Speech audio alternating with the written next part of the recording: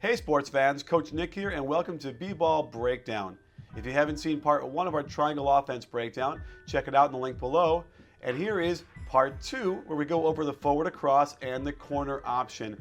And let's make no mistake, no matter what positional strength you have, this offense works and will work for whatever you have to play at any level. And don't let anyone tell you different. Let's talk about the third option on the triangle. So remember, set up your triangle here. Let's go over this real quickly. We have a triangle set up here. We have a guy on top and a guy in the weak side in the mid-post area. He can't go here, so fake the pass. He can't go there. They're now suddenly moved up and back up even more, like in the NBA line. All of a sudden, I'm now coming up here and really trying to take away the pinch post because we know we're in trouble there. Well, the third option is the weak side forward flashing to the corner of the free throw line. You hit the ball here. Now, guess what? Here's our rule. When the ball is below you, and he catches it, you have to cut to the basket. So I'm going to turn as a defender, right? Be wide open, fake it to him. Now remember, the other rule, he cuts to the top, he cuts to the basket from the top, and you go where? The corner. Now you always do the same thing. You're going to screen down in the corner. Here it comes. Now you're going to do the same thing, dribble pitch to him here, just like we did pinch post. Now watch this, okay? Now roll, and you're going to take a step out. Remember, this is in the NBA, they're a lot farther out. Now don't move. Look at this. Here is Chris Paul, after a lot of action, getting a pitch at full speed, turning into the lane. He can step back. He can blow by his guy with the spin. He can hit him on the pick. He can hit him on a kick out here. It's like, it's frightening how many options you can get out of that with a really good point guard. It just so happens that the good teams we've seen that ran the triangle, you know, had guys that would just catch it and shoot it and wouldn't do anything off the dribble. But I got to tell you, with that kind of action, how would Chris Paul not score or get an assist every single time?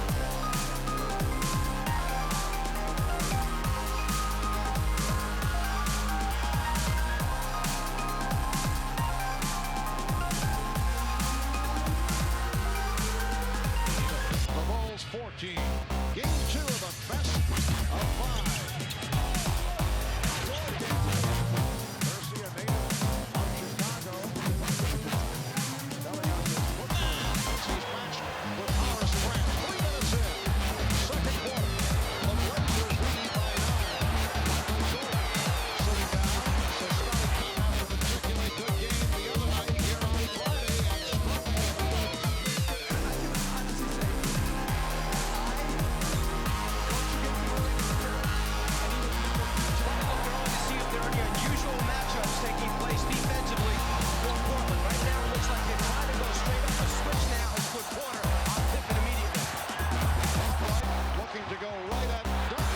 We've now gone over the 3 options so far.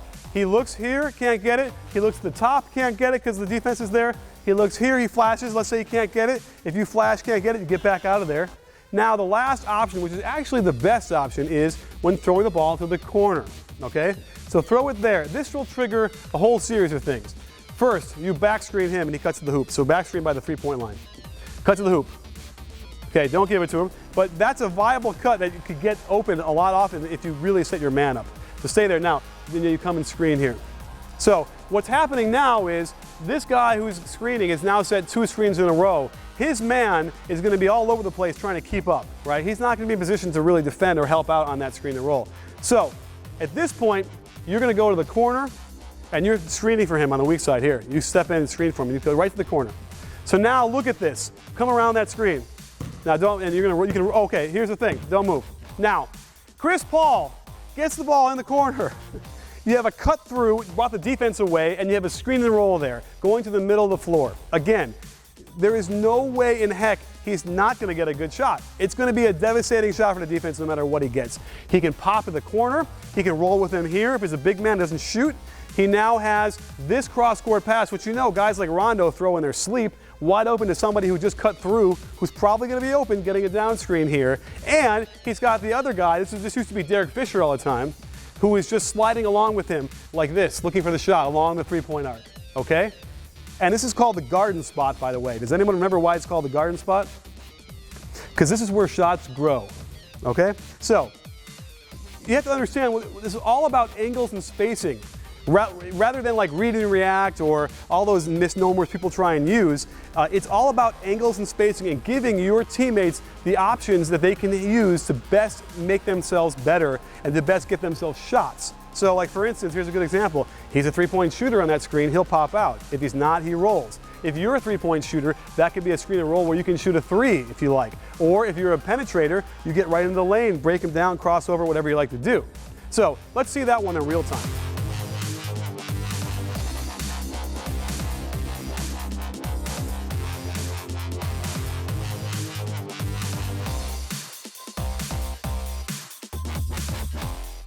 So we break out. Remember the four options. Can't get it to the center, can't get it to the top. He flashes, can't get there. He flash, and then he flashes out. Now they do a great job, great defense, right? Now they fire to the corner, step up, back screen here, ball screen. Keep going, get the corner, get the corner. There it is, and boom, he can shoot it. Look at that, boom. The fourth option is when the wing throws the ball to the corner. The wing cuts through to the basket, and the center will set a screen and roll in the corner for the guard. Portland knows this, so Andre Miller is going to jump out, but that gives the whole baseline to Fisher, who gets it to Artest, who then swings it to Kobe, one of the best scorers in the game, who can finish any shot like that. You can also run this option if you have a mismatch in the center. He doesn't have to screen and roll. He'll hold his position like Lamar Odom does and get an easy shot.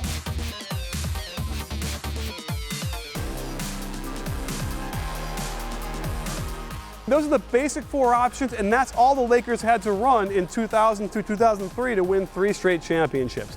And again, they got a little bit fancier later on in the other 2 championships, but that's the basics of it. So let's make one thing clear. It's about angles and spacing, 5 fingers moving on a hand. That's all. It could take a little while to get used to, and when the Bulls first put it in, you could see Phil Jackson holding the triangle up because he ran other sets as well to gradually build it in. But I'm not sure you have to do that as much anymore, and given the right practice methods, any team in the NBA can run this with whatever personnel they have. So understand this right now. It doesn't matter if you have a great point guard and not a great center, or you don't have a good scoring wing like Michael Jordan or Kobe Bryant. It doesn't matter. And if you don't have strength at any position, well, guess what? It won't matter anyway. And that's what people try and argue with me all the time. Well, you need to have this. Well, if all your players can't catch the ball very well, then what offense can you run? So these are the 4 options of the basic triangle, and I'm glad you got a chance to see how we run this. And we'll have lots more coming up, especially on how to teach this. But that's how we kind of give you a brief overview of what happens when you run it and how they look to attack. Thanks for joining us, sports fans, and stay tuned for lots more at B-Ball Breakdown. And don't forget, we're not a channel, we're a conversation. You in?